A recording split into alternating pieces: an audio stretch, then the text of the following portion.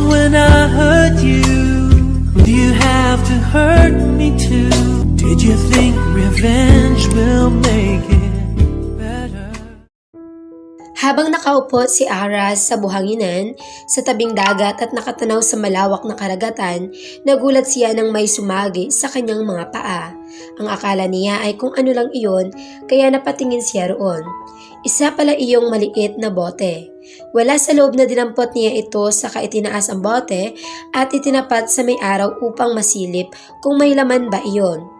Ganoon kasi kadalasan ang kanyang naririnig sa iba, na minsan may mga boteng ang laman ay isa palang mensahe. Kumunot ang noo niya, napangiti nang makitang may laman nga iyon. Dali-dali niya iyong binuksan, sinigurado niyang hindi mababasa ang laman ng loob niyon. Lumipas ang ilang sandali, nagawa nga ni Ara na buksan ang bote. Agad niyang itinaktak iyon sa kanyang palad. Isang piraso ng puting papel ang pumatak mula roon. Word! Sampit niya sa kanyang sarili. Totoo pala nga ang naririnig niya.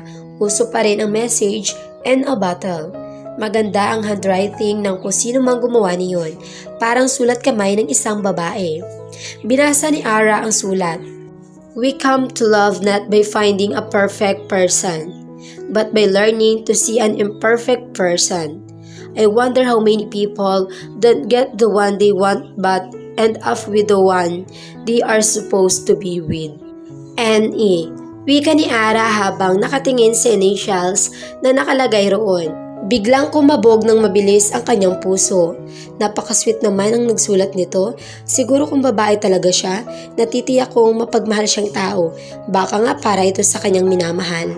Pinagbasda niya iyong mabuti at tumango-tango bilang pagsang-ayon sa sariling sinabi. Imposible naman na lalaki ang nagsulat nito. Walang lalaking mag-aaksaya ng oras sa ganitong bagay. Walang lalaking maglalagay ng sulat sa isang bote at itatapon sa dagat. Hindi ganoon ang mga lalaki. Hindi sila hopelessly romantic kagaya naming mga babae. Mahabang wika niya sa sarili. Para kasi kay Ara, lahat ng lalaki ay manloloko at isa na roon ang ex-boyfriend niya dahil basta na lang nito itinapon ang 5 taon nilang pagsasama, ang 5 taong relasyon nila. Halos sa boyfriend lang ni Ara umiikot ang mundo niya. Simula nang maging ulilang lubos, hindi tuloy niya maiwasang maalala ang pakikipaghiwalay ng kanyang long-time boyfriend na si Jeric. Ang naging rason lang nito ay kailangan raw muna nitong makapag-isip dahil masyado na raw itong nasasakal sa relasyon nila. Han, bakit mukhang ang lalim yata ng iniisip mo? Puna ni Arabella sa kasintahan na si Jeric. Napansin niyang kanina pa ito nakatulala at tila may gumugulo sa isipan nito na hindi masabi-sabi sa kanya. Sinundo kasi siya nito sa hospital na pinagtatrabahuhan bilang isang medtech. Ang sabi nito sa text na kanyang natanggap ay may sasabihin daw itong importante sa kanya. Iba ang nasa isip niya nang mabasa iyon. Napangiti pa siya at sa isip ay baka iyon na ang matagal na niyang pinakahihintay na sandali. Ang mag-propose ito ng kasal sa kanya. Halos 5 taon na rin naman silang magkasintahan. Matagal na niyang hinihintay na ayain siya nitong magpakasal. Ngunit simula nang sunduin siya ni Jeric ay wala na itong naging imik. Hindi tulad ng dati na palagi itong nagkukwento kahit hindi niya ito kinakausap o tinatanong. Napakunot ang noo niya. Napansin din niya na hindi man lang nito ginagalaw ang pagkain sa plato. Nakatitig lamang ito roon na tila ba may malalim na iniisip. Han! Untag ni Ara rito. Doon napaangat ang ulo ni Jeric at tiningnan siya. Lalo pang nagsalubong ang kanyang mga kilay nang seryoso lamang ito nakatitig sa kanya. Wala siyang makita na emosyon sa mga mata nito. May problema ba? Lakas loob na tanong pa ni Ara kay Jeric. Hindi naman ito umimik. Napabuntong hininga siya at binitawan ang kovyertos na hawak. Napansin ko kasi na kanina ka patahimik, hindi mo man lang ginagalaw ang pagkain mo. May sakit ka ba? O gusto mo bang mag-order na lang tayo ng iba? Sunod-sunod na tanong ni Ara rito. Buntong hininga rin si Jeric at tumingin sa kanya. Ara, wika nito, hindi ito makatingin ng diretsyo sa kanya. Kaya naman, lalong nagsalubong ang kanyang mga kilay. Dahil simula nang maging sila, ni minsan ay hindi siya nito tinawag sa kanyang pangalan. Han ang tawag nito sa kanya. Ara? Pag-uulit niya sa sariling pangalan. Bakit tinawag mo ako sa aking pangalan ngayon? May pagtataka sa kanyang tinig habang hindi niya mawari kung bakit tila siya kinakabahan. Iba na kasi ang nararamdaman niya sa mga sandaling iyon. Ara, gusto ko munang mag-call off tayong dalawa. Walang paligoy-ligoy na sabi ni Jeric kay Ara. Napakurap ng ilang beses ang mga mata niya, hindi agad niya naintindihan ang ibig sabihin ng kasintahan. Ano bang ibig mong sabihin? Naguguluhan pa ring tanong niya, kahit parang may ideya na siya sa sinasabi nito. Ang gusto niya ay muli iyong marinig sa mga labi ni Jeric. Kung pwede ay maghiwalay na muna tayong dalawa?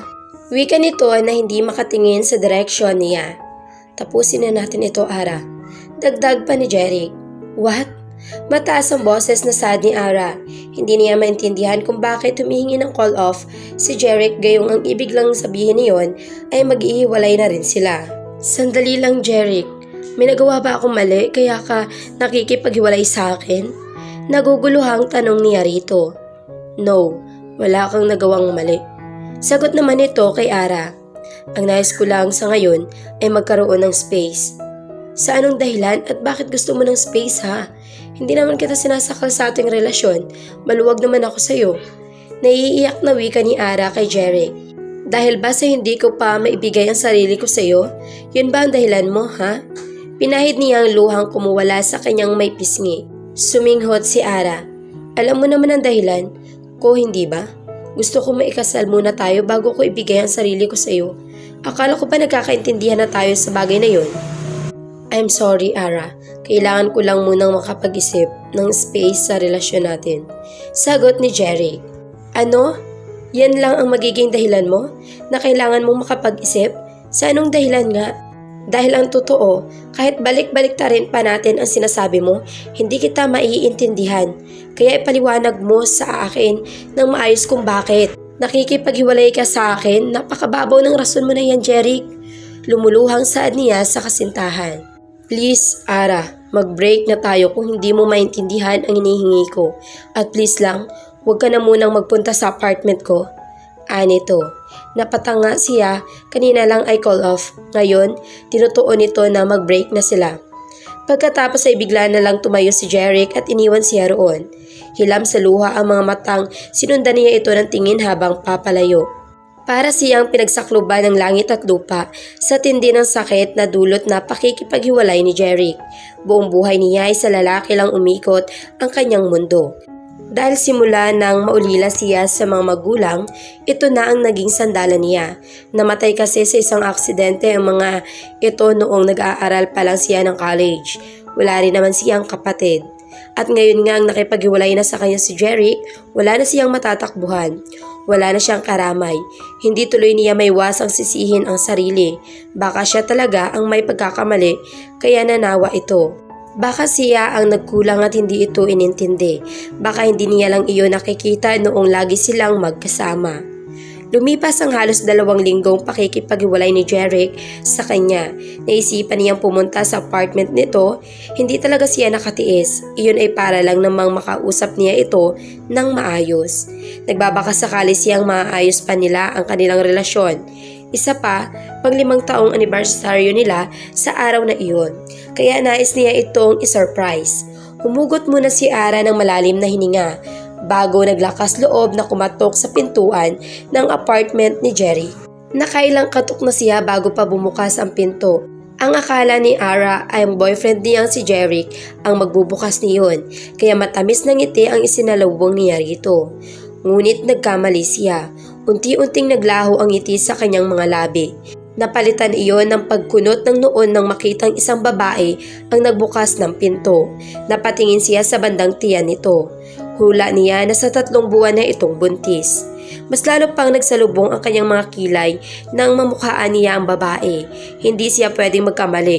Ito lang naman ang ipinakilala ni Jeric sa kanya na kaibigan at kasamahan sa trabaho nang dumalo ito sa birthday ng kasintahan noong nakaraang 3 buwan.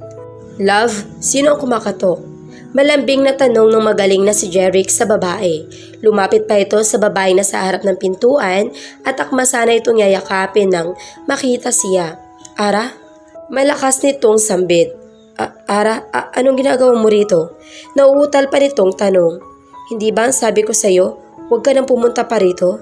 Seryosong wika ni Jerry. Pag-aksiyang natawa. Ito pala ang sinasabi mo nung una na space at mag-iisip.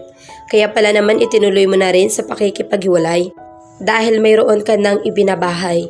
Mapang-uyam niyang wika.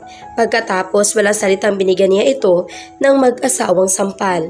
Kung hindi lang siya nakapag-isip, pati ang malanding babaeng katabi nito ay gusto niya ring saktan.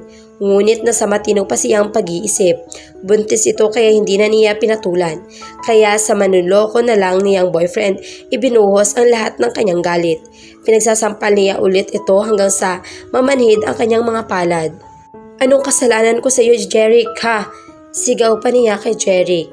Ibinigay ko sa iyo ang lahat, ngunit bakit ganito ang ginawa mo? Bakit mo ako nagawang saktan? Lumuluhang sambit niya sa binata. Sana tinapat mo na lamang ako na mayroon kang nabuntis para hindi naman ako nagmukhang tanga kakaisip kung ano ba ang naging pagkukulang ko sa iyo. Alam mo ba kung gaano kasakit ang ginawa mo? Buong buhay ko sa iyo lang umikot dahil akala ko tayo hanggang sa huli, ngunit nagkamali pala ako. Wika pa ni Ara rito, halos hindi naman ito makatingin ng diretsyo sa kanya. Pumunta ako rito sa pag-aakalang magkakayos pa tayo dalawa, na maibabalik pa natin ang ating relasyon. Ang sakit lang dahil sa araw pa ng anniversary natin ito nangyari, na ngayon ko pa malalamang niloloko mo pala ako noon pa. Galit niyang wika sa binata. Matapos ang lahat-lahat sa ating dalawa, 5 taon? 5 taon tayo ngunit ipinagpalit mo lang ako sa halos 3 buwan mo palang nakilala. Mariing saad niya rito. Maging masaya ka sana sa panulokong ginawa mo sa akin. Bago tumalikod, tiningnan pa ni Ara ang babaeng katabi ni Jerry. Magdasal kang hindi magsawa ang lalaking yan sa'yo dahil sa oras na humingi ng space ang lalaking yan, kabahan ka na.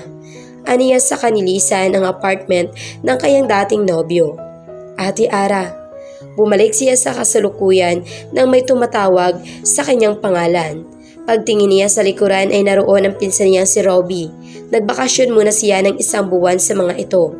Iyon ay simula noong maghiwalay sila ni Jeric. Para kasing nawala na siya ng buhay, tila naging magulo ang kanyang mundo. Kaya pinayuhan siya ng kanyang kaibigan na magbakasyon na lang muna. Sinunod naman niya ito at doon niya napili sa lugar ng kanyang tiyuhin na kapatid ng kanyang ama. Bakit Robbie? Tanong niya sa pinsan nang makalapit ito. Ate Ara, ipinatatanong ni Tatang kung sasabay ka na raw ba sa kanya papuntang bayan bukas? Wika nito. Bakit daw? Hala ate, tila nagulat pa ito sa kanyang tanong. Hindi mo ba naalala na ihatid ka ni Tatang sa sakayan ng bus pabalik ng Maynila? Sagot ni Robbie sa kanya. Oo nga pala, tapos na ang vacation leave niya. Babalik na rin siya sa Maynila bukas, nakapag-isip-isip na rin naman siya. Masakit man sa kanya, kailangan na niyang mag-move on. Dahil ang iniyakan niyang lalaki ay walang kwenta. Tama na ang mahigit 1 buwan niyang pananatili rito sa probinsya, desidido na siyang kalimutan si Jeric at ipagpatuloy ang buhay na mag-isa na lamang siya. Masasanay rin siya na wala sa kanyang tabi ang manloloko niyang ex-boyfriend. Siguro hahayaan na lang niya na kusang maghilom ang sugat ng kanyang puso. Mamahalin na lang niya ang kanyang sarili at kalimutan na ang lalaking iyon na wala namang kwenta. Sorry, nakalimutan kong pabalik na pala ako sa aking trabaho. Sambit niya kay Ruby. Sa Lunes kasi ay may duty na siya sa ospital na pinapasukan. Tumayo na siya mula sa pagkakaupo sa malapad na bato at ibinalik ang papel sa loob ng bote. Ano yan Ate Ara? Tanong ni Robbie sa hawak niya. Ito ba? Bote, napulot ko kanina. Sagot niya. Tumangutango lang si Ruby at hindi na nagtanong pa. Tara na, tulungan mo ako mag-impake ng gamit ko. Said pa niya sa pinsan. Pagkatapos, inakbayan niya si Ruby habang pabalik sila sa bahay ng mga ito.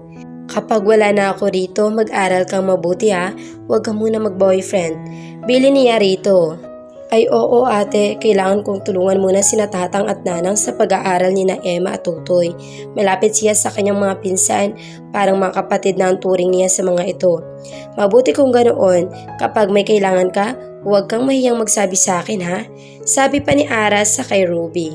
Naku Ate Ara, ang laki na nga nang naitulong mo sa amin. Ikaw na ang tumubos ng kalabaw namin na nakasanlaki na kapitan. Pagkatapos binigyan mo pa ng puhunan si Nanang para sa paninda niyang kakanin. Malaking tulong na sa amin ang nagawa mo ate. Ani ni Ruby, saka yumakap ng mahigpit sa bewang niya. Maraming salamat sa lahat ng naitulong mo sa amin Ate Ara. Ginulo niya ang buhok nito. Ano ka ba? Pamilya tayo kaya sino pa ba ang magtutulungan kundi tayo-tayo rin? Tugon niya sa pinsan. Panganay ang kanyang ama at bunso naman ng tito Manny niya. Simula kasi nang mawala ang kanyang mga magulang, ang tito at tita na lang niya ang tumayong mga magulang niya. Kaya nang malaman ng mga ito ang dahilan ng kanyang pagbabakasyon sa kanilang probinsya, naisa ng puntahan ng tito niya si Jeric para raw bigyan ng leksyon. Wala raw itong karapatan na saktan siya. Napaluha siya dahil doon. Hindi niya akalaing ganoon siya kamahal ng tito. Sinabi na lang niya sa kanyang tito na hayaan na lang si Jeric. Isa pa, makalilimutan din naman niya ang sakit na nadarama. Pumayag naman ang kanyang tito.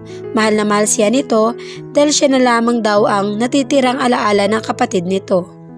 Kamusta ang vacation mo? Tanong ni Ethel sa kanya habang kumakain sila ng tanghalian sa cafeteria ng hospital. Nakabalik na siya sa kanyang trabaho. Ayos lang naman. Sagot niya. Ang puso mo, ayos na rin ba? Tanong ulit nito. Alam ni Ethel ang pinagdaanan niya. Isa ito sa nagsabi na magbabakasyon muna siya para makalimutan ang kanyang ex. Aaminin kong medyo hindi pa, pero pinipilit kong bumangon dahil kung magpapatalo ako sa kalungkutan, ako lang ang mahirapan sa huli. Kaya kailangan kong ibangon ang sarili ko. Mahirap ang mag-move on. Oo, pero yun lang ang gamot para unti-unting mawala ang sakit na nadarama ko, para maghilom ang sugat dito sa puso ko. And in time, Ethel, I can totally get rid of him from my life. Mahabang wika niya. Totoo ang mga sinabi niya. Kahit paano ay hindi na siya lumuluha kapag may nagtatanong sa kanya tungkol sa hiwalayan nila ni Jeric. May kudlit pero kaya na. Oo naman sino ba naman ang matutuwa sa ginawa ng gago na yun? Una, sabi lang call off, kailangan ng space, tapos biglang naghihiwalay. Kaya naman pala ganoon kasi niloloko ka na at sa mukhang hipon pa. Bulalas nito kasabay ng pagtawa. Kaya wag mo na pag-aksiyahan ng panahon ang ganoong klase ng lalaki dahil wala siyang kwenta. Napangiti na lang si Ara sa mga sinabi ni Ethel. Totoo kasing mukhang hipon ang ipinalit sa kanya ng dating kasintahan. Well, kung hindi naman talaga sila ni Jeric, may mangyayari at mangyayari kahit hindi niya gustuhin. Baka nga ang nakalaan dito ay ang babaeng yun at pasalamat na rin siya kasi maaga niyang natuklasan ang totoo kaysa naman na mag-asawa pa sila sa kapwa niya malaman ang ginagawa nito. Mas masakit yun kasi mahirap nang kumawala sa isang tao na nakatali na sa iyo habang buhay. Masakit na sa ulo, masakit pa sa bulsa at hindi niya iyon afford. Kung siya ang tatanungin, hindi naman siya namimili ng makatutuluyan kahit ano pa itsura nito. Kung yun ang nakatadhana sa kanya, tatanggapin niya. Sa kanya basta mahal siya at hindi siya sasaktan ay okay na sa kanya. Ganoon dapat ang isang nagmamahal. Saka okay lang yun, bes. Hindi naman kagwapuhan ng Jeric na yun. Sayang lang ang ganda mo sa kanya. Muling wika ni Ethel. At ang dapat sa mga kagaya niya ay hindi iniiyakan. Hindi niya deserve ang mga luha mo. Umiti lang si Ara ng tipid. Katulad niya ay broken-hearted rin ang kaibigan niyang si Ethel. Mas nauna nga lang ito sa kanya ng ilang buwan. Pero hanga siya sa kaibigan dahil nagagawa pa rin itong umiti sa kabila ng lahat ng mga nangyari rito. Wag na nga natin pag-usapan ng tungkol sa pag-ibig na yan. Nakasisira ng araw sa totoo lang. Na-stress pati ako. Papangit tuloy tayo. Kaya ang mabuti pa ay kumain na tayo dahil magiging toxic na naman tayo sa ating trabaho. Si Dr. Diaz ang ROD natin. Alam mo naman ang doktor na yon, kapag nagpagawa sa laboratory, kailangan may result agad. Akala mo naman madali ang ginagawa natin. Ginagawa talaga niya tayong magician. Kakukuha lang ng dugo sa pasyente, resulta na agad ang hanap. Hay nako, nakairap na maktol ni Ethel. Natawa siya, Tama si Ethel sa sinasabi nito tungkol kay Dr. Diaz. Ang akala siguro ng doktor ay kapag nagpasa agad ng mga ihi, dumi o dugo ang pasyente nila ay agad nilang magagawa ng resulta. Kaso hindi naman ganoon kadali ang proseso. Tapos minsan, kapag minamalas ka pa, sabay na nagluloko ang machine. Idagdag pa ang reklamador na pasyente. Nakakainis talaga ang ganoon. Hay buhay, parang life lang. Mahinang bulong niya sa kanyang sarili. Makalipas ang maghapon na duty, nag-out na siya. 6 to 6 ang chef niya, buti na lang day off niya bukas. Makapagpapahinga siya. Tiningnan ni Ara ang kanyang rilong pambisig. Nang makitang maaga pa ay naisipan niyang magpunta sa mall. Mamimili siya ng mga groceries dahil wala na siyang stock sa bahay. Mabuti na lang din at sahod sa araw na yon. Marami-rami kasi ang pamimilhin niya. O paano, mauuna na ako sa inyo. Paalam niya sa mga kasamahan at kapalitan na si Shine. Nauna nang umuwi si Ethel dahil 6 to 2 lang ang duty nito. Mas maiksing oras kaysa sa kanya. Sige, ingat ka madam. Nakangiting sagot ni Shine sa kanya. Tumango si Ara saka lumabas sa laboratory department. Naglakad siya palabas ng ospital. Pagdating sa mga entrance ay nagpaalam pa siya sa gwardya. Bye Manong. Bye po ma'am, ingat po kayo. Masaya ang tugon nito sa kanya.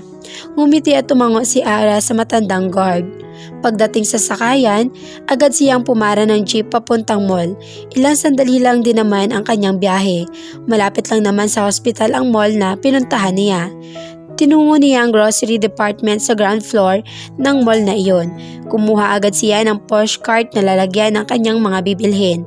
Tulak-tulak na niya ang push cart habang isa-isa niyang tinitingnan ang mga kailangan niyang bilhin sa kanyang dalang listahan. Hindi iyon nawawala kay Ara dahil ayaw niyang nagpapabalik-balik sa grocery. Gusto niyang kumpleto lahat dahil ayaw niya ring naglalabas ng kanyang apartment. Ang last na lang niyang kukunin ay ang para sa hygiene.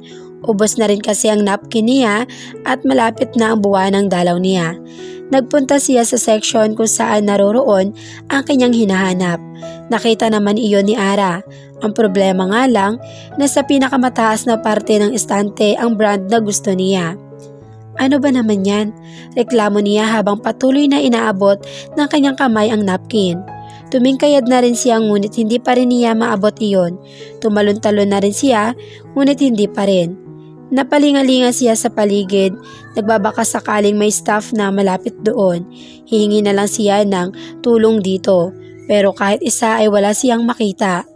Inis na namewang si Ara at tiningnan ang napkin, na para bang matatakot iyon at kusang babagsak sa cart niya. Isa na lang talaga. Bulong niya sa sarili. Sinubukan ulit niya iyon, abutin nang bigla nilang may sumulpot na kamay at kinuha iyon. Here? Anang baritonong tinig nito. Nahihiyang bigla siyang napayoko. Nanatiling nasa magkabilang gilid niya ang mga kamay at hindi kinuha ang iniabot ng lalaki. Kunin mo na ito miss, nangangalay na ang kamay ko. Saad pa ng lalaki. Walang nagawa si Ara kundi kunin ang napkin habang hindi pa rin tumingin sa lalaki. Namumula kasi ang kanyang mukha sa kahihiyan. Subalit nagbago ang isip niya nang magdikit ang mga kamay nila. Kakaiba kasi ang init na nagmumula sa kamay nito. Pagangat niya ng ulo upang sana ay magpasalamat dito ay nakatalikod na ito. Tanging likuran na lamang nito ang kanyang nakikita. Salamat, pahabol ni Ara rito. Pero hindi naman nag-abala ang tumingin ang lalaki sa kanya. Bagkus itinaas lang nito ang isang kamay nito. Ang tangkad naman ng lalaking yun. Ani niya sa sarili saka tiningnan ang kinaroroonan ng napkin na kanina pa niya iniabot. Pagkuway sana sa kamay niya, bagya siyang napangiti at inilagay iyon sa loob ng cart. Nakangiti pa ring tinungo niya ang counter upang magbayad. Nang matapos doon ay kumain na rin si Ara sa isang fast food na nasa loob din ng mall para magpapahinga na lang siya pag uwi niya. Nagising sa mahimbing na pagkakatulog si Ara dahil sa pagtunog ng kanyang cellphone. Napatingin siya sa kanyang orasan, pasado 7:00 pa lang ng umaga. Hay nako naman sino kaya itong tumatawag ng ganito kaaga, istorbo? Ani ni Ara sa kanyang sarili. Hello? Walang ganang sagot niya sa nasa kabilang linya. Mukhang inaantok ka pa bes, Anang tinig na naroon. Nangunot ang dalawang kilay ni Ara nang nabosesa niya kung sino ang tumatawag sa kanya. Anong masamang hangin ang nalanghap mo at tumawag ka ngayon? Pasaring niya sa taong kausap. Yang bibig mo nalalanghap ko ngayon lang, kaya nga naisipan kitang tawagan.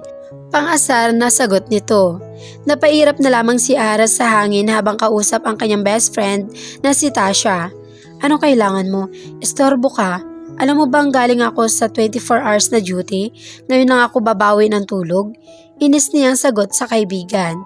Ay si Lola nagtataray na porket iniwan ng pangit niyang boyfriend. Sagot naman nito. Kung wala kang matino sasabihin, papatayin ko na ito at gusto ko pang bumalik sa pagtulog ko. Ito naman, hindi na mabiro. Biglang nagbago ang timbre ng boses ni Tasha. Nakalimutan mo yata na birthday ng inaanak mo. Malungkot pang dagdag nito, pero alam niyang nangongonsensya lang ito. Hindi ka na nga pumunta sa binyag ni Tamara, tapos hindi ka pa rin pupunta sa birthday niya? Sabi pa ni Tasha sa kanya. Nangonsensya ka pang talaga ha? Saan ka ba nagpabinyag? Hindi ba sa Italy? Nakataas ang isang kilay na saad niya rito. Kahit hindi niya nakikita ang kaibigan, sigurado siyang nakangisi ito. Sabi ko naman sa'yo, ako na ang bahala sa tiket mo pero ayaw mo naman. Patuloy na pangungonsensya nito. Nakapag-asawa kasi si Tasha ng isang billionaire. Swerte ito dahil mahal na mahal ito ng asawa. At swerte rin naman ang asawa ni Tasha sa kaibigan niya. Dahil bukod sa maganda ay ubod pa ng bait ang kanyang kaibigan. Baka naman sa Italy mo na ulit gaganapin ang birthday ni Tamara. Sagot pa niya rito. Hindi no, narito kami ngayon sa aking biyanan. Dito kasi gustong ganapin ni Lucas ang birthday ni Tamara. Kadarating lang namin nung isang araw, kaya naman mabait kong kaibigan. Aasahan kong darating ka sa birthday ng inaanak mo. Dahil kung hindi, magkalimutan na tayong dalawa. Ano? Napataas ang boses niya kasabay ng biglaang pagbangon sa higaan. Grabe ka naman, nabibingi na ako kanina pa sa lakas ng boses mo. Ara ha, please naman, huwag mong sirain ang eardrum ko. Reklamo nito na nakuha pang mang-asar. Ikaw naman kasi, bakit ba nanggugulat ka? Patol ni Ara rito. O sige na, basta hihintayin kita rito. Alam mo naman kung saan ang address ng aking biyanan, hindi ba? Oo na, anong oras ba? Tanong niya. Mamayang 3:00 pa naman ng hapon, kaya may oras ka pang bumili ng regalo para kay Tamara. Makatutulog ka pa pati. Natatawa ang sagot nito. Oo nga, sige na, patutulog na ako at antok na antok pa ako. Nang matapos ang pag-uusap nila ng kanyang best friend, muli niyang ipinikit ang mga mata na may ngiti sa mga labi. Namiss niya ang kaibigan, kaya tiyak na mahaba-habang kwentuhan ang magaganap mamaya kapag nagkita sila. Namiss niya ring makipag-asaran dito. Simula kasi ng mag-asawa ang kanyang best friend ay bihira na silang mag-usap na dalawa. Naiintindihan naman niya ito dahil may sarili na itong pamilya na kailangang tutukan. Ang pilit na pagtulog na gagawin pa sana niya ay bigla na lang naglaho. Dala ng excitement ay minabuti na lang niyang tumayo at inaayos ang higaan. Saka siya nagpunta ng banyo para ayusin ang sarili. Hindi mawari ni Nathan ang kanyang nararamdaman para siyang timang. Palaging wala sa sarili, ito ay simula noong makita niya ang maamong mukha ng babaeng iyon sa supermarket. Ang babaeng tinulungan niya para makuha ang napkin nito na hindi nito maabot. Medyo kinulang kasi ito sa height at ang imahe ng babae ay paulit-ulit na naglalakbay sa kanyang isipan. Palagi itong laman ng kanyang panaginip. Kainis, baliw na ba ako? Tanong pa niya sa kanyang sarili habang nakasabunot ang mga kamay sa kanyang buhok. Napaangat bigla ang tingin niya nang bumukas ang pintuan ng kanyang opisina. Iniluwa niyon ang kanyang best friend na si Oisin. What are you doing here? Seryosong tanong niya rito. Humakbang muna ito palapit sa kanya bago inilapag nito sa ibabaw ng kanyang lamesa ang isang kulay pink na envelope. Inutusan lang ako ni Kuya Lucas para ibigay raw sa iyo itong invitation. Birthday ng inaanak mo bukas sa mansyon gaganapin ang birthday party. Ani Oisin sa kanya bago tuluyang umupo sa kanyang mini sofa na nasa bandang gilid ng kanyang opisina. Bakit mukha kang stress? Puna ni Nathan at napatingin sa dalawang paa ni Oisin na nakapatong sa kanyang center table. Nakaramdam siya ng inis. Ay grabe bahay mo. Sarkastikong wika niya rito. Nagkibit balikat lamang ito biglang tugon na mas lalo niyang ikinainis. Hindi ka pa ba aalis? Bakit naririto ka pa? May nakalimutan ka pa bang sabihin? Sunod-sunod na wika niya. Grabe ka naman, Brad. Ganito ka ba mag-estima ng bisita sa opisina mo? Ni inumin hindi mo man lang ako aalokin? Nakangusong sagot ni Oisin sa kanya. Sa totoong bisita ko, baka nga mag-alok ako. Pero sa kagaya mo na beseta lang naman, ibang ginagawa ko, pinalalayas ko. Kaya makakaalis ka na kung wala ka ng ibang pang sasabihin. Pagtataboy niya rito. Napakawalang puso mo talaga, no? Ngumisi lang siya rito, tinaasan pa niya ng kilay. Ipagdadasal ko talagang hindi mo makita ang babaeng gumugulo sa isipan mo ngayon para mas lalo kang ma-stress. Patol nito sa kanya. Nabura ang ngiti sa mga labi ni Nathan. Sinamaan niya ito ng tingin. Hindi lingid sa kaalaman ng kanyang mga kaibigan ang babaeng gumugulo sa kanyang isipan. Naikwento kasi niya sa mga ito ang tungkol sa babaeng nakita niya sa supermarket, na hanggang ngayon ay hindi pa rin niya makita. Sinubukan niya kasi itong hanapin, pero bigo siya. Hays, bakit kasi naduwag pa siya at hindi nagpakilala sa babae? Kaya ngayon, hito siya, tila baliw na sa kakaisip kung saan makikita muli ang babaeng bumihag sa puso niya. Subukan mo lang, dahil pagdarasal ko talagang maging baog ka. Pananakot niya sa kaibigan. Ngunit si Oisin ay pinakitaan lamang siya ng gitnang daliri nito na sinabayan pa ng pagmumura. Natawa naman siya ng malakas. Ipagtitirik talaga kita ng kandila at ipagdarasal kong hindi mo makita ang babaeng nagpapatibok ng puso mo ngayon. Asar na wika nito. Bago pumunta si Ara sa bahay ng biyanan ni Tasha, dumaan muna siya sa mall upang bumili ng regalo sa kanyang inaanak. Isang magandang dress ang napili niyang bilhin para kay Tamara. Nang matapos ay agad na rin siyang lumabas ng mall. Mag-i-LRT na lamang siya para mabilis siyang makarating doon. Kaunti na lang naman ang lalakarin niya pagbaba sa station kung saan naroon malapit ang subdivision ng biyanan ni Tasha. Habang pumipila si Ara sa bilihan ng tiket, napatingin siya sa kanyang likuran nang may kumakalabit sa kanya. Halos malaglag naman ang kanyang panga dahil sa gwapo ng lalaki na kanyang kaharap. Pasimple pa niyang tiningnan ang kanyang paanan, baka kasi nalaglag na ang kanyang panty. Miss, anong lalaki sa kanya? Pumitik pa ito sa kanyang harapan. Doon naman tila natauhan si Ara at bumalik ang isip sa kasalukuyan. Bigla rin siyang nakaramdam ng hiya sa inasta niya, pero pilit niya iyong itinago. Yes po? Magalang niyang tanong sa lalaking kaharap. Napakamat ito sa ulo. Pakiwari niya ay mas gusto itong sabihin sa kanya pero nahihiya ito. Napakunot ang noo niya. Ano po iyon, sir? Pagtatanong niyang muli. Miss, maaari ba ako maghiram ng pamasahe sa iyo? Nahihiyang wika nito. Nagulat naman siya sa narinig. Ano raw? Manghihiram ng pamasahe? Napalinga siya sa paligid. Hindi ganoon karami ang tao dahil hindi naman rush hour. Pagkuway ibinalik niyang mga mata sa lalaking kaharap. Pinagmasdan niyang mabuti ang mukha nito, halata kasing may sinasabi ito sa buhay. Dahil sa suot nitong mamahaling damit. Nabasa yata nito ang tumatakbo sa kanyang isip. Sorry miss, ikaw lang nakitaan kong itsura mabait kaya sinubukan kong sa iyo lumapit at manghiram.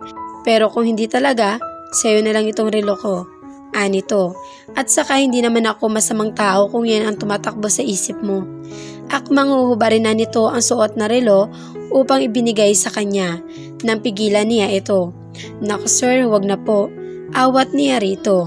Magkano po ba ang hihiramin ninyo? Magalang niyang tanong sa lalaki. Mukha naman kasi itong mabait. Yung halaga lang ng pamasahe papuntang Marikina Station. Sambit nito. Pasensya ka na talaga, naiwan ko kasi ang wallet ko sa aking kotse. Nasiraan kasi ako malapit dito.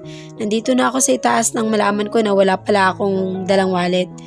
Hindi naman na ako makakabalik sa pinag-iwanan ko ng kotse dahil paniguradong nakuha na iyon ng gagawa kasama ang driver. May naahong paliwanag pa nito. Tumangutango na lang si Ara. Eksakto kasi nasa Marikina Station din siya papunta, kaya 2 tiket na ang binili niya. Agad siyang lumapit sa lalaki pagkabili niyon at ibinigay ang tiket na para rito. Ito po, wag niyo na pong bayaran yan. Nakangiting sabi niya sa kaharap na lalaki. Salamat miss. Gumanti rin ito ng ngiti sa kanya na halos ikatunaw naman niya. Mas lalo kasi itong gumapo noong umiti. Kiming tumango si Ara rito. Pagkatapos ay hindi na niya hinihintay pang magsalita muli ang lalaki. Mabilis siyang tumalikod dito dahil baka himatayin pa siya sa harapin nito. Naglakad siya patungo sa hagdan upang pumila. Nang tumigil ang train at sumakay siya ay wala naman ng maupuan sa loob. Kaya nanatili siyang nakatayo.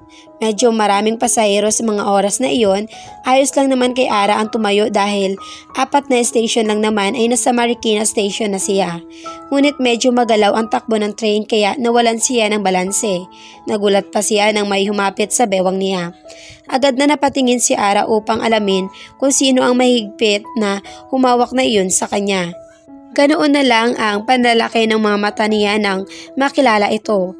Wala iyong iba kundi ang lalaking humiram ng pambili ng tiket sa kanya. Careful. Mahinang sambit nito sa kanyang may tenga.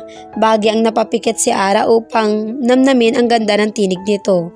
Para kasi yung musika sa kanyang pandinig. Ilang sandali rin ang lumipas pero hindi pa rin siya pinakawala ng lalaki. Namumula ang kanyang mukha na nakatingin sa kamay nitong nakahawak sa bewang niya. Lumunok siya. Kuya, pwede mo na akong bitawan. Aniya sa lalaki. Ay sorry miss, hinging pa umanhin ito saka pa lang siya pinakawalan. Mahigpit na humawak si Ara sa hawakan ng train upang hindi na maulit ang mantika niyang pagkasubsob sa labas pati ng bintana na lang siyang tumingin. Iyon ay para hindi matuksong lingunin ang gwapong mukha ng lalaki, kanyang katabi. Nang makarating ang train sa station ng Marikina ay nagmamadali siyang lumabas. Hindi na niya nilingon pa ang lalaki. Naglakad na si Ara papunta sa subdivision kung saan nakatira ang mga biyanan ng kanyang best friend na si Tasha. Tinawagan niya ang kaibigan at sinabi niya ritong nasa labas na siya ng gate ng mansyon ng mga ito. Nakatayo lang si Ara sa labas ng gate nang may tumawag sa kanya. Ara, boses ng kanyang best friend. Agad siyang lumingin rito, nakangiting mukha ng kaibigan ang nakita niya na papalapit sa kanya. Bes, masaya ang wika niya sabay yakap ng mahigpit dito. Namiss kita sobra. Masaya ang wika ni Tasha. Ikaw rin bes. Tumawa si Tasha. Ano, tara na sa loob? Aya nito sa kanya. Maraan lang siyang tumango at sumunod na sa kaibigan. Kamusta naman? Tanong nito habang naglalakad sila patungo sa garden kung saan gaganapin ang birthday party ng kanyang inaanak. Ayos lang naman. Sagot naman niya kay Tasha. Mabuti naman kung ganoon. Sa kahalata naman, mas lalo ka kasing gumanda ngayon, bes. Pangbobola nito sa kanya.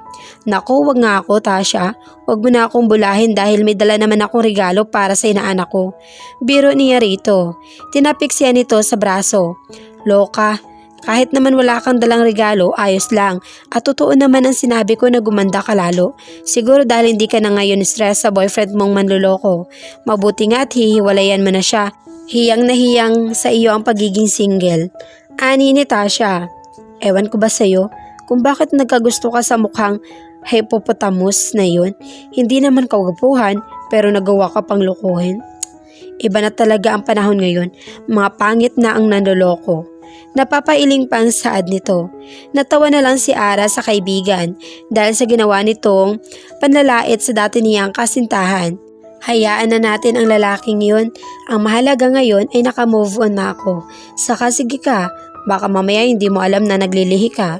Tiyak na magiging kamukha ng anak mo ang lalaking yun. Isipin naman ng asawa mo hindi sa kanya ang bata. Pananakot niya rito.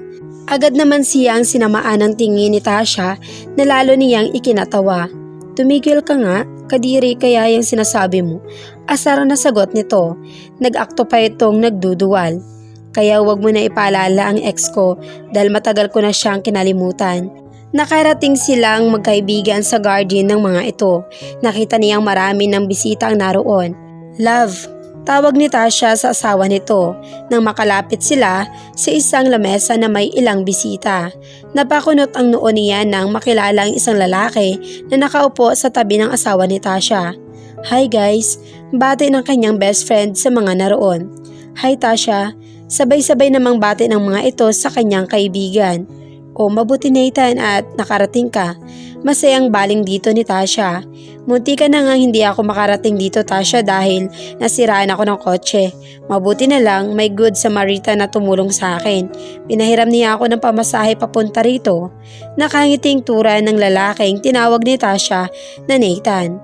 Wow, may ganoon pa palang tao? Masayang wika ni Tasha. Yes, at siya ang babaeng sinasabi kong nagpahiram sa akin ng pamasahe. Ang sagot naman ng lalaki habang nakatitig sa kanya. Lahat ng tao sa lamesa ay sa kanya napatingin. Agad na nagkulay kamatis ang mukha ni Ara. Napatingin siya sa kaibigan na may pilyo na mangiti sa mga labi. Miss, salamat sa iyo. Ani ni Nathan na sa isang iglap lang ay nasa harapan na niya. Ako nga pala si Nathan Elliot de la Fuente. Pagpapakilala nito sa kanya. Hindi lubos akalain ni Nathan na makikita niyang muli ang babaeng matagal nang hinahanap at gumugulo sa isipan niya.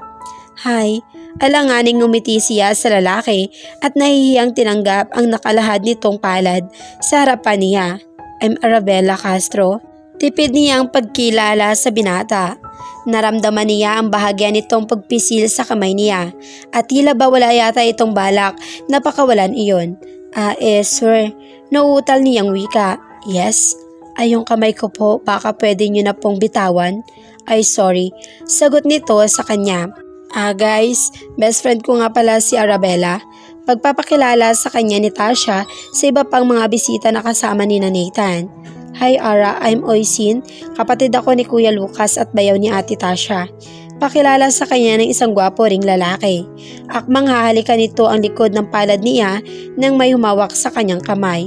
Nang tingnan niya kung sino iyon ay walang iba kundi si Nathan.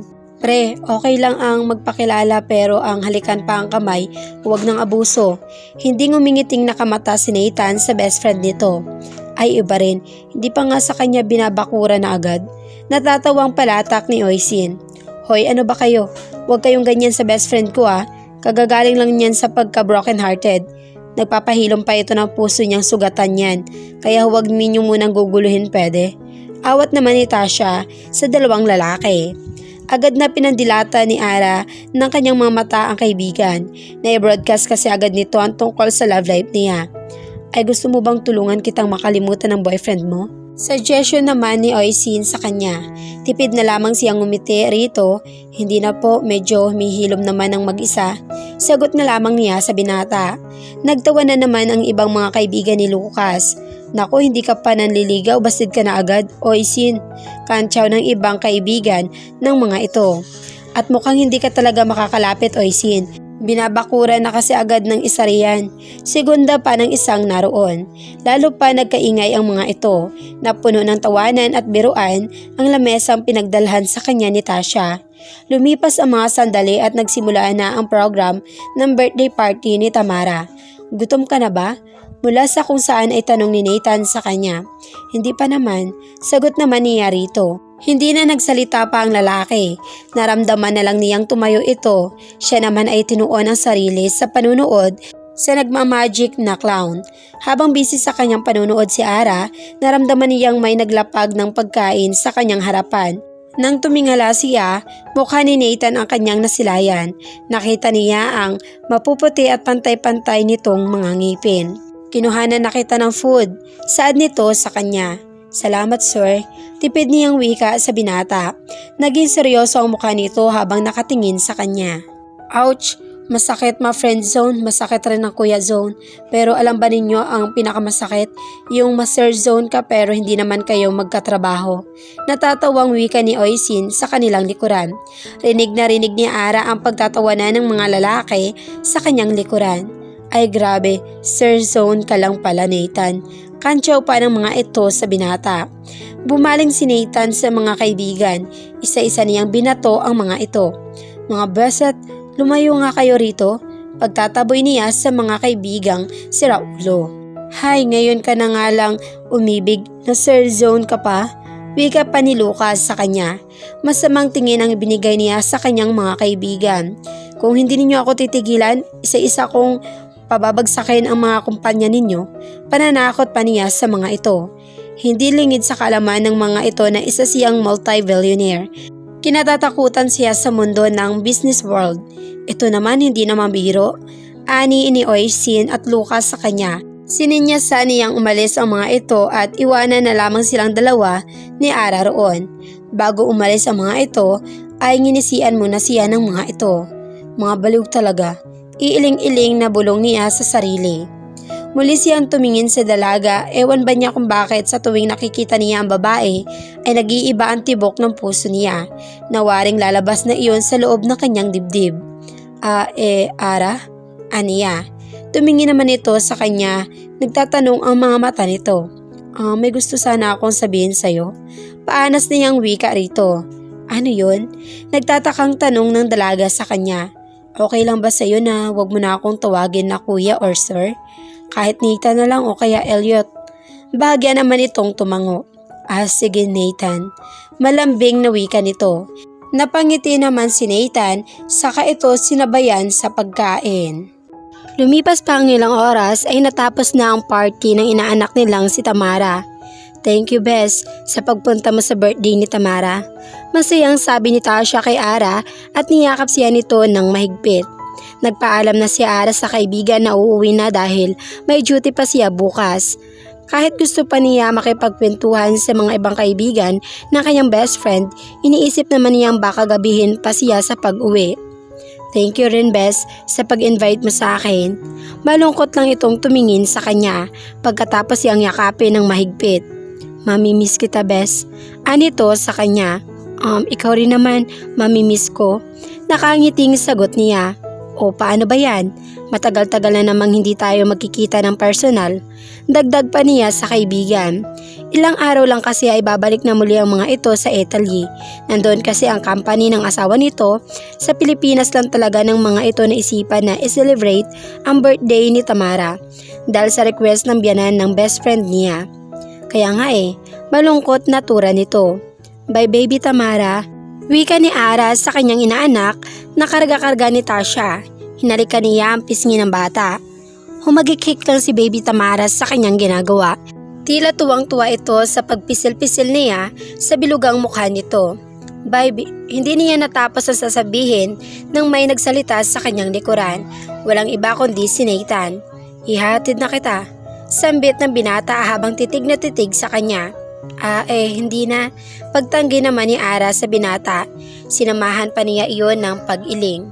Ay sige na nga Nathan, pakihatid mo na itong best friend ko. Singit agad ni Tasha sa usapan nila.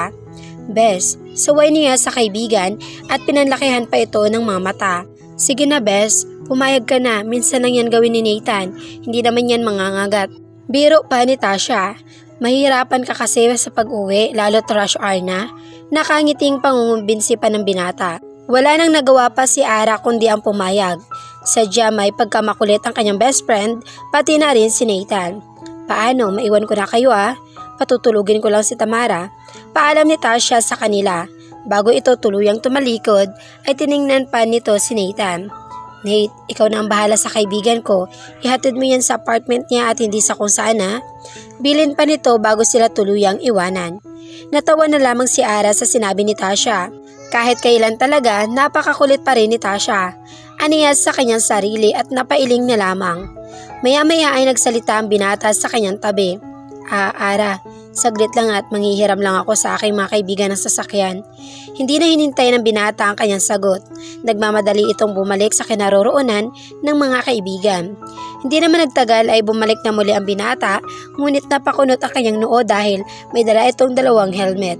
Ano gagawin mo riyan? Tanong niya kay Nathan. Motor lang ang ipinahiram sa akin ng mga kaibigan ko Napakamot na wika nito sa kanya. Ayos lang ba kung sa motor kita isasakay? Alanganin niyang tugon, ngayon pa lang kasi siya sasakay sa ganoon. Sige na nga, ayos lang. Pagkaraan ng ilang sandali ay wika ni Ara. Nagulat na lamang si Ara sa ginawa ni Nathan na paghawak sa kanyang kamay. Para bang may bulta-bultahing kuryente ang dumadaloy sa kanyang buong katawan mula sa kamay nito. Nagulat ito nang biglaan na lang niyang bawiin ang kanyang kamay. Nakita niyang naguluhan ang lalaki. Sorry, hindi lang ako sanay na may humahawak sa aking kamay. Aniya. No, okay lang. Hindi ka dapat humingi ng sorry. Ako nga ang dapat na gumawa niyon. Ani ni Nathan sa kanya. Ngumiti na lamang siya sa binata.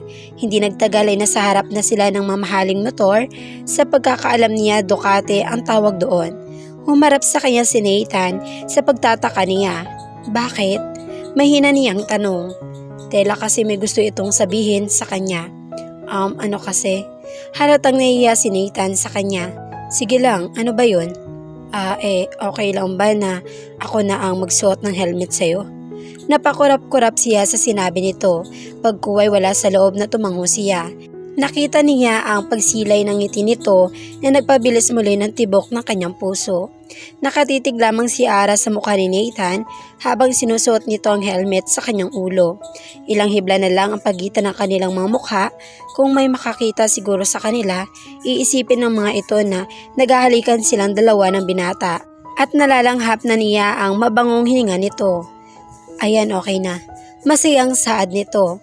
Doon lamang si Atila nagising si Aras sa ilang minutong pagkatulala sa gwapong mukha ng binata.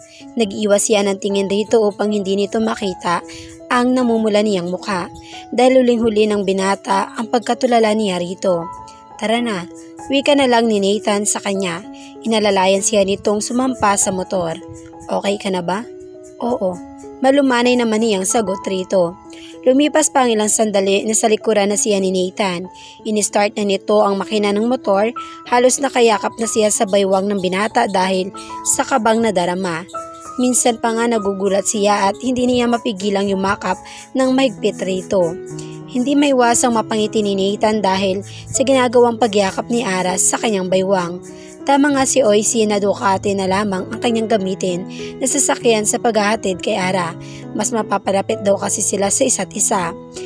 Hindi malaman ni Nathan kung bakit labis natuwa ang kanyang naramdaman sa isipin na nakayakap ang dalaga sa kanya. Bukod pa roon, para nang lalabas sa kanyang dibdib ang puso niya. Ganoon kalakas ang dating ni Ara sa kanya. Ayos ka lang ba? Bahagya niya itong nilingon bago humarap sa kalsada. Ha? Pasigaw nitong sagot. Tinatangay kasi ng hangin ang sinasabi nito. Ang sabi ko kung nabibilisan ka ba sa takbo natin o hindi at kung ayos ka lang ba riyan sa pagkakaupo mo. Nilakasan din ni Nathan ang tinig. May mga kasabay din kasi silang mga motorista. Hindi naman. Maikling sagot nito. Halos 1 oras din ang tinakbo nila dahil sa tindi ng traffic. Ayaw naman niyang magsingit-singit sa kalsada at baka lalong kabahan ang kanyang angkas. Salamat sa paghatid sa akin, Nate. Nakangiti nitong turan sa kanya. Para naman siyang hibang dahil sa pagtawag nito sa kanyang pangalan. Walang anuman, pasok ka muna. Pag-anyaya sa kanya ng dalaga. Hindi na, sa susunod na lang. Alam kong pagod ka na at may pasok ka pa bukas para makapagpahinga ka na rin. Maginoong tanggi niya rito. Okay, ikaw bahala. Sumakay na siya sa motor at pinaandar na iyon. Kumaway muna siya sa dalaga bago tuluyang umalis. Ingat ka, pahabol na sabi pa ni Ara sa kanya. Kumaway na lang muli siya sa dalaga. Simula na makilala ni Ara si Nathan, wala na itong palya sa pagpapadala ng mga bulaklak sa kanya. Halos araw-araw ito nagpapadala sa hospital na pinapasukan. O di kaya kapag off naman siya ay sa bahay niya nagpapadala ang binata.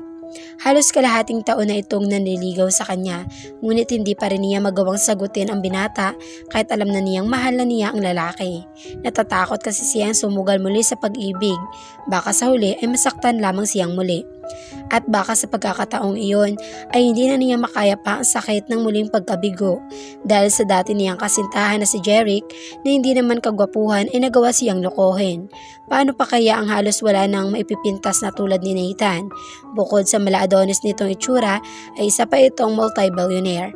Kaya naisip niyang mas lalong hindi dapat niya gustuhin ang lalaki at pigilan ang kanyang nadarama. Hoy Ara, tila yata lumilipad ang isip mo. Puna ng kaibigan niyang si Ethel nang tumabi ito sa kanya. Wala. Tipid niyang sagot rito. Anong wala? Tingnan mo nga ang mukha mo. Kanina pa nga ako rito, ngunit parang hindi mo naman ako napapansin.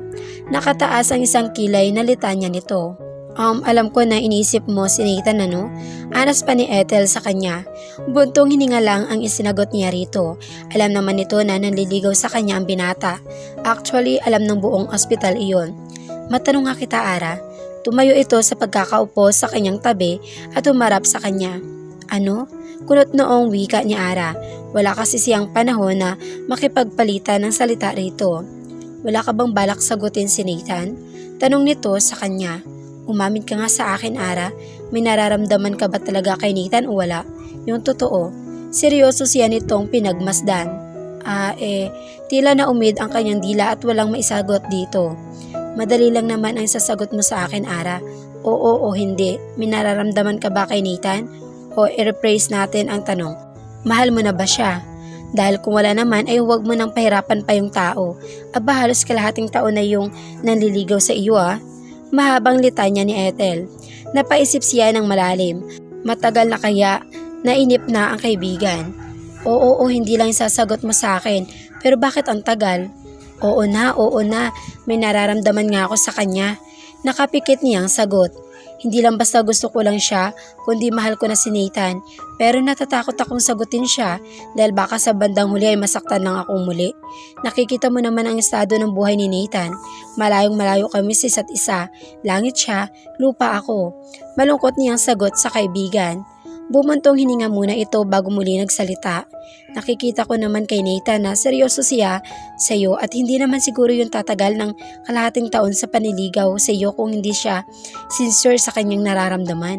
Baka nga tulad mo ay mahal ka na rin ni Nathan. Ani ni Ethel sa kanya. Lumipas ang mga araw na hindi na nagpakita pa si Nathan sa kanya. Labis yung ikinalungkot ni Ara, dapat ay sasagutin na niya ang lalaki. Pero bigla naman itong hindi na nagpakita sa kanya. O bakit sambakol ang mukha mo, Ara? Nagtatakang tanong ni Ethel sa kanya. Hindi na kasi nagpakita pa sa akin si Nathan. Ilang araw na. Tugon niya. Hala ka, baka nagsawa na at napagod na kasusuyo sa'yo. Ikaw naman kasi sinabihan na kitang sagutin mo na siya noon pa. May halong paninising wika nito sa kanya. Lalong nakadama ng takot sa kanyang dibdib si Ara. Isipin pa lang na may bago na itong nililigawan ay sobrang sakit na ng kanyang puso. Paano pa kaya kapag nakita niya itong may kasamang iba? Habang papunta si Ara sa room ng kanyang pasyente na kinuhanan niya ng sampol ng dugo, ay nag-iisip pa rin. Huminga siya ng malalim ng matapat sa pintuan ng silid nito. Marahan muna siyang kumatok sa pintuan. Wala pang ilang sandali ay may nagbukas niyon. Nabungaran niya ang gwapong mukha ng lalaking gumugulo sa kanyang isipan. Ngingiti sana siya sa binata nang marinig niyang may tumawag rito. Daddy! Ay ng boses ng isang bata. Ano raw? Daddy? Tama ba ako ng rinig? Tanong ni Aras sa kanyang isipan. Lumingon si Nathan sa batang tumawag rito. Nakita ni Ara ang batang nakahiga sa hospital bed. May katabi itong magandang babae. Sir, kukuhanan ko lang po ng sample ng dugo ang pasyente. Kaswal na wika niya kay Nathan. Wala naman siyang narinig rito. Nilakihan pa nga nito ang bukas ng pintuan para makadaan siya. Good morning po, ma'am. Magalang niyang wika sa babae na katabi ng batang pasyente. Ngumiti pa ito ng matamis sa kanya. Good morning din, miss. Sagot pa nito. Kuhanan ko lang po ng dugo si baby. Sabi pa niya rito. Tumango lang ang babae. Umiyak naman ang bata nang malaman nito kung ano ang gagawin niya. Natalie, baby, may gagawin lang sa'yo si ate Malambing na saad pa ng babae sa anak nito. Kita niya sa sulok ng kanyang mga mata ang paglapit ni Nathan sa mag-ina. Baby, hindi yan masakit. Parang kagat lang ng langgam yan. Masuyong saad pa ng lalaki sa bata na paiyak na ang itsura. Ako parang tinutusok ng libo-libong karayom ang aking puso. Sabi niya sa kanyang isipan at halos magdugo na ang kanyang mga labi sa sobrang diin ng pagkakagat niya roon. Mabuti na lang nakamas siya. Lumipas ang ilang sandali, nakuhanan na niya ng sampol si Natalie. Mabait naman ang bata kaya hindi siya nahirapan sa pagkuha ng dugo rito. Kaso ang puso niya ay parang sinasakal dahil sa nakikita niyang sweetness ni Nathan sa mag-ina. Salamat, miss. Wika sa kanya ng babae. Tumango lamang siya rito at nagpaalam na rin pati sa bata. Nagmamadali na siyang lumabas sa loob ng kwarto dahil hindi na niya kaya pang tagalan ang nakikita. Ayaw niyang dumaan sa elevator kaya pinili niya ang hagdanan. Doon ay walang makakikita sa pag-iyak niya. Paglabas pa lang ng kwarto ay pumatak na ang mga luha niya na kanina pa niya pinipigilan. Kaya pala halos ilang araw na hindi siya nagpapakita, yun pala may asawa at anak na. Saad niya sa kanyang sarili habang patuloy lang ang paglalandas ng luha sa kanyang pisngi. Hahakbang na sana siya sa may hagdaan pababa nang may pumigil sa kanyang braso, dahilan para mapahinto siya. Tiningnan niya kung sino ang may dahilan niyon. Walang iba kundi si Nathan. Seryoso ang mukha nito habang nakatitig sa kanya. Ano ba, bitawan mo nga ako? Galit niyang wika rito sa baybawi ng kanyang braso. Ngunit mahigpit lamang siya nitong hinawakan. Ang sabi ko, bitawan mo ako. Bingi ka ba? Mariing niyang Saad. Baka may makakita pa sa atin at sabihin pa sa asawa mo. Seryoso siya nitong tiningnan na para bang walang pakialam sa kanyang sinabi. Pwede bang pakinggan mo muna ang paliwanag ko? Wika ni Nathan sa kanya. Napataas ang kilay niya rito. Anong pang ipapaliwanag mo? Ikitang-kita naman ang ebidensya. Ang sabihin mo, pare-pareho talaga kayong mga lalaki, mga manloloko. Luha ang Saad niya. Binulabog mo ng ilang buwan ang buhay ko.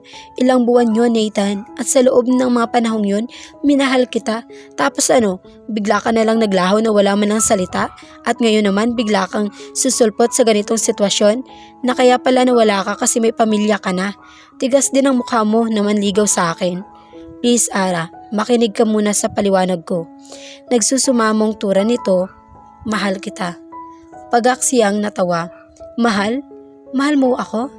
Umiling siya. Oh, don't think so, Nathan. Hindi yun ang nakita ko kanina at hindi ka talaga nahiya sa mag-ina mo. Gagawin mo pa akong kabit? Mariing niyang Saad rito. Sira ulo.